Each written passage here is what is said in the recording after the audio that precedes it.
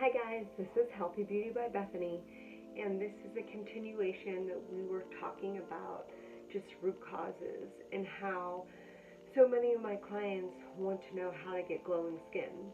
That's why it's so much more than traditionally just looking at skincare products. It's so much more than just doing a quick fix and then trying to figure out how is this going to help with rosacea, how is this going to help with my scaly skin, how is this going to help with my eczema, psoriasis, and the problems on and on.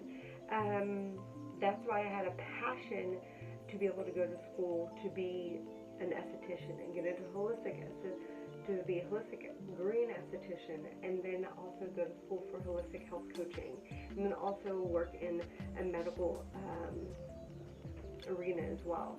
For me, it's blending both of everything together, and it's synergistically, they all work together. So it's really important that we understand not only what is going on internally as a reflection that is happening externally on our pretty skin, or even if we don't feel that our skin is pretty.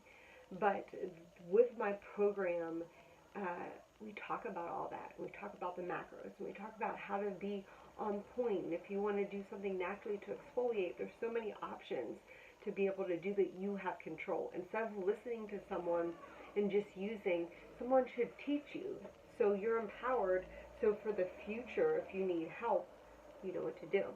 So I want to talk about pollutants in food and how that transitions into our skin.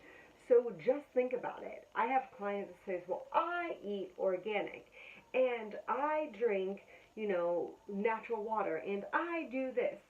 Just look at it this way. No matter what skin type you have, no matter what skin issues you have, whether you have beautiful skin, oily skin, combination skin, we are all exposed to a primary trigger, which is pollutants, no matter where you live. Some states, countries, areas, cities have more pollutants than others, but generally there's toxins in everything. And the world is filled with pollutants. So unfortunately, the number of chemicals and toxins in our environment is actually increasing. So if you think about it, everything from cars to aerosol hairsprays to makeup that we can inhale to everything we soak our body in, everything that we soak our body in is a chemical. And when it rains, everything rains, and that rains actually, and the pollutants and the pesticides go into our crops, our fish, and they absorb it. And then when they absorb it, they are exposed to that. And then they absorb the water. And then we eat that. And then when we eat that, we absorb the toxins and the pollutants that are in them, and we ingest it. Even if it's organic, I might be blowing some people's minds, but it's still the same thing. We are still eating something, even if it's organic. We can't remove the toxins from the earth. It is what it is. So our best bet is to be able to understand that our bodies are kind of human tanks for chemicals.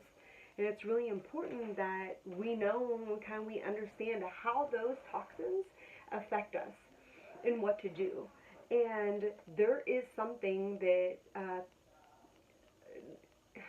I'm trying to think of like a friendly word to use, but endocrine disrupting chemicals. So it's EDC. And with these chemicals, they're in so many things. And whether it be in the environment of our water, food, of our personal care products, of our beauty products, of our hair products, yada, yada, yada. It goes on and on and on. And these things ultimately affect our hormones. And it kind of just, thus, if it's affecting the hormones, then it's affecting our skin, right? Because everything's connected. Everything that's inside also pushes out. So not only will you see it affect on our face, you'll see it on our chest, and you'll see my hand from boxing. I forgot to bring my gloves. But you'll see it on your chest, you'll see it on your back, you could have it on your bum, you could have it on your legs. There's so many places that you could just have that. And with my program, I really help work with clients to be able to understand the focus. And just think about it. In the United States, personal care products, there's nothing that really governs to really, how do I want to say, governs a system to be able to keep us safe from everything that's in our personal care products. There's nothing actually banned. And if you think about it, in the European Union, there's hundreds of ingredients banned. And in the U.S. Drug and Food Administration, as far as the hormone disruptors, there's actually just 11 that are banned. And this was 2 years ago because I haven't looked it up since.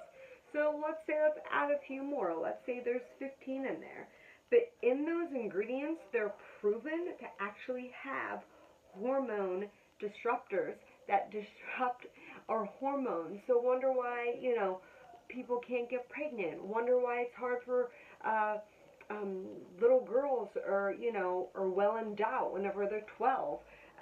There's so many things on a daily basis, and statistically, women use 12 products a day, which are chemical based, and guys use 6.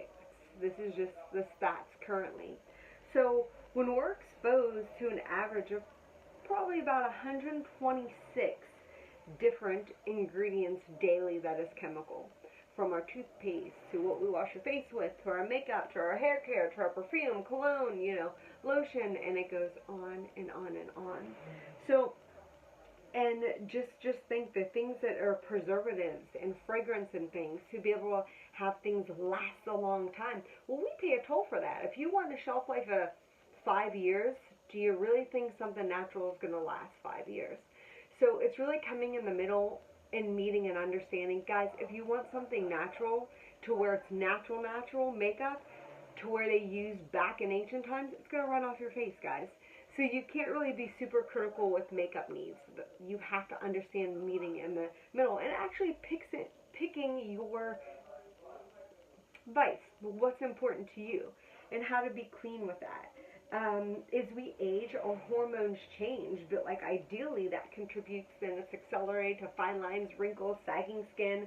So really those the endocrine disruptors that are chemicals, why are you buying so much? You're spending so much money on something that you want for anti-aging, but it has fragrance, dye, chemicals, preservatives, alcohol. The very thing that you're buying to deter, to stop from aging, you're rapidly increasing it. So that's why it's so important to be able to know what your ingredients are. And also, as Americans, for us to educate ourselves. Don't believe a commercial. And know who you're getting it from. Know where that source is from, which I know is difficult at times, but it's worth it to be able to.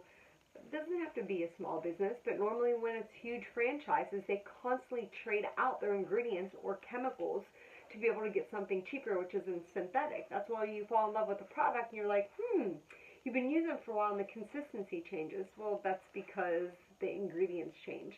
There's actually no law that governs and say, hey, we switched out this botanical for a toxic chemical, just so you know. They still could put organic or botanical on something. Do you know that if they have 300 ingredients in any skincare product and they put one organic ingredient on there, they could claim that is organic? Who's going to come after them? The skincare police? Not such a thing. It just doesn't exist. So that's why we have to be educated and understand how to detox our bodies. And detoxing our bodies is fun because we understand what to be able to eat with that. And when we detox our bodies, you see it in our skin. If your gut is sluggish, if you can't poop, if you're not pooping once a day, which really it should be more than once a day, something isn't right. You shouldn't have to be taking laxatives, chemicals. If you're overusing antibiotics, that weakens the good flora in us, to be able to use probiotics and prebiotics. And I'll discuss that in the next video. But it's really, I just want to push you guys that, golly, there's just a full list of just chemicals that we're using on a daily basis that we don't need to be using. And I think it's really coming to an understanding what's really important to you in life. and other than choosing things that are chemical based. So I hope that helps. And until the next time, peace in your heart. Bye.